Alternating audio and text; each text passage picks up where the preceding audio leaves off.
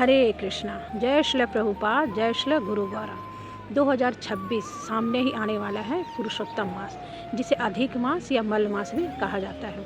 17 मई सोमवार से लेकर 15 जून सोमवार तक ये महीना रहेगा।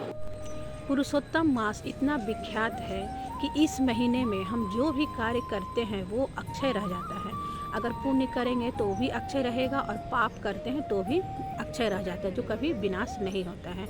इस महिमा का कीर्तन नर और नारायण ऋषि ने नारद मुनि के सामने किया था और श्री सूत गोस्वामी ने नैमिषारण्य में भी समस्त ऋषियों के सामने इस महिमा का वर्णन किया था। हम सभी दामोदर मास तो जानते ही हैं, उसका पालन भी हम लोग करते हैं, मगर दामोदर मास में जो व्रत जो किया जाता है उसका लाख गुना फल इस पुरुषोत्तम मास में अगर हम लोग कुछ भी करते हैं भगवान के लिए तो उसका बहुत गुना फल मिलता है। इस वीडियो में हम लोग जानने की कोशिश करते हैं कि हमें इस पुरुषोत्तम मास में कौन कौन से कार्य करने चाहिए और कौन कौन से ऐसे कार्य हैं जो बिल्कुल भी हमें नहीं करना चाहिए। तो पहला है कि ब्रह्म मुहूर्त में जगें। ब्रह्म मुहूर्त सुबह 4 बजे से लेकर 4:58 तक रहती है। तो सुबह ब्रह्म मुहूर्त में जगें, तिलक आचमन करके मंगल आरती करें। दूसरा है कीर्तनीय सदा हरि। 16 माला तो सभी करते हैं, 16 माला से ज़्यादा इस महीने में करें। 20 माला, 25 माला, 32 माला या 33 माला करें। और जिन्होंने अभी तक नाम जप नहीं शुरू किया है, एटलीस्ट वो इस पुरुषोत्तम मास में भगवान के नाम का कीर्तन करें। हरे कृष्ण कृष्ण कृष्ण हरे हरे, हरे राम राम राम हरे हरे। तीसरा है, हमें इस महीने पुरुषोत्तम मास में श्रीमद् भगवद गीता के 15वें अध्याय का पुरुषोत्तम योग का पाठ करें, जिसमें ओनली 20 श्लोका है। हम लोग श्लोक और उसका अनुवाद भी पढ़ सकते हैं। चौथा है, हम कोई भी अष्टकम का पाठ इस महीने कर सकते हैं। जगन्नाथ अष्टकम, नंद अष्टकम, चौरा अष्टकम, सारा दिन में प्रतिदिन एक किसी भी अष्टकम का हम लोग पाठ कर सकते हैं। श्रीमद् भागवतम के 10वें स्कंद के 14वें अध्याय में जो ब्रह्मा जी द्वारा भगवान कृष्ण की स्तुति की गई है, उसमें भी 20 श्लोका है, उसका भी हम लोग पाठ निरंतर प्रतिदिन कर सकते हैं, तो बहुत ही अच्छा रहेगा। छठवां है simple living and high thinking. हमें अपने विचार हमेशा सदैव अच्छे रखने चाहिए। इस महीने किसी को वैसे तो कभी भी नहीं करनी चाहिए, पर इस महीने कोशिश करें किसी की निंदा चुगली नहीं करें, अपने विचार अच्छे रखें और अपने लिविंग स्टाइल को थोड़ा मिनिमाइज़ करें, थोड़ा कम करें। सातवां है ब्रह्मचर्य व्रत का पालन करें। चाहे स्त्री हो या पुरुष, दोनों को इस महीने ब्रह्मचर्य व्रत का पालन करना चाहिए। आठवां है अन्य कार्यों को कम करना और भक्ति में प्रोग्रेस हो उस कार्य को ज़्यादा करना।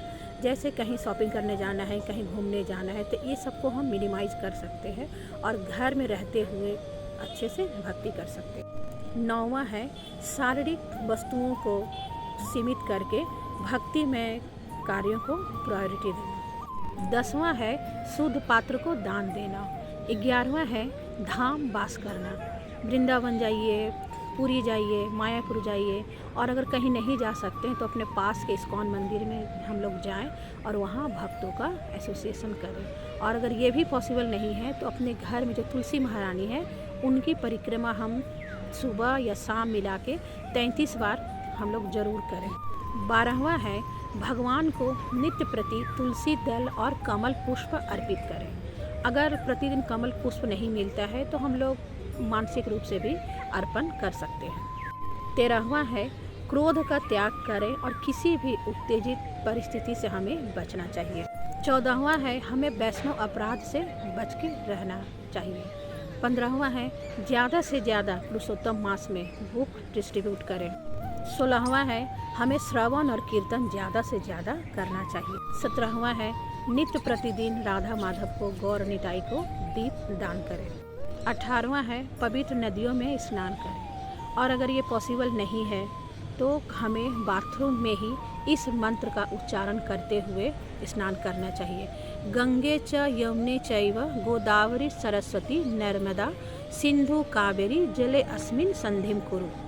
ये इस मंत्र का जाप करते हुए अगर स्नान करेंगे तो हमें समस्त पवित्र नदियों में स्नान करने का फल मिलता है। 19वां है पुरुषोत्तम मास में पुरुषोत्तम मंत्र का जाप करें। 33 बार इस मंत्र का जाप करने से हम लोग बहुत जल्दी आध्यात्मिक उन्नति कर सकते हैं। ये 33 महीने बाद ये अधिक मास, मल मास या पुरुषोत्तम मास ये आता है, इसलिए इस मंत्र का जाप हम 33 बार करें तो बहुत ही अच्छा रहता है।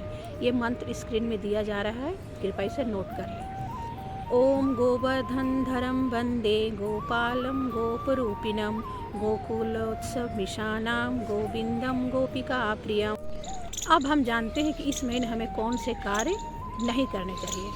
जो लोग मांसाहार करते हैं वो कम से कम इस महीने मांसाहार न करें। किसी की निंदा चुगली भी इस महीने नहीं करनी चाहिए। यह महीना हम लोगों को चिन्मय फल प्रदान करेगा और जो कुछ भी हम करेंगे वो अक्षय रह जाएगा।